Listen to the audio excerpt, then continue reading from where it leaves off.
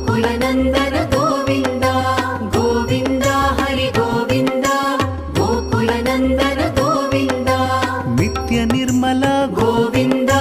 मिलमेघ श्याम गोविन्द पुराण पुरुष गोविन्द पुण्डरीकाक्ष गोविन्द गोविन्द हरि गोविन्द गोकुलनन्दन गोविन्द गोविन्द हरि गोविन्द गोकुलनन्दन गोविन्द नन्दनन्दन गोविन्द नवनीत चोर गोविन्द पशुपालक श्री गोविन्द